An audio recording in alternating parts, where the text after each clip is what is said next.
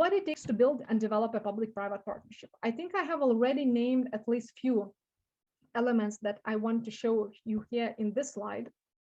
However, let me briefly discuss with you the political level. I have already named to you that there might be cases where you will need political will. This might be the case when you are establishing public-private partnership. For example, you will need a decision from the parliament that such public-private partnership should be established as a part of the FOU, as a separate institution, does not matter. At the same time, I want to reverse the situation and give you an example that public-private partnership can also serve as a platform for raising awareness and literacy along the political level.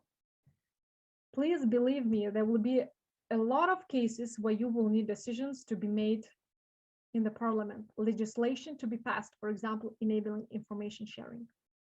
These will be the moments when you will need the political will and politicians having particular and certain level of awareness and literacy on AML safety issues. If you will have no political emphasis on the highest political levels, that would be very difficult to achieve. And all your legislative initiatives might be set aside. And then will be the question whether your public-private partnership is actually able to produce tangible results and have an actual impact. So from one side, you might need political will to establish public-private partnership, but please be aware that public-private partnership can also have an opportunity to raise awareness and literacy and advocate for the AML CFT issues on a political level. I think this is one of the strongest core value of the public-private partnership as a voice from public and private sectors that can actually bring the advocacy to the political level, trying to put the emphasis on AML CFT strategy, on AML CFT system on a national level. So this is, I think, very important element in order to enable, and help the public-private partnership to translate goals into actual impact. Policy level, roles, responsibilities, and limits. There are cases where public-private partnership is part of the MLCFT legislation. I think that's the case in Latvia.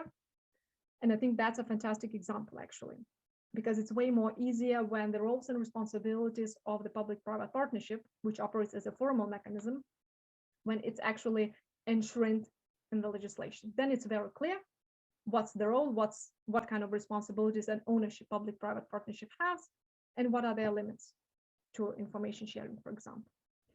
And on the operational level, strategy, ownership, technology plus 3 Ps. By 3 Ps, I mean here policy, procedures, and people.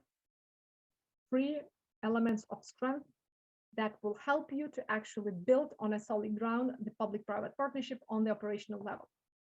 Because at the end of the day, we have to, once again, to produce actual results. It's not about setting goals, it's about what impact public-private partnership can bring.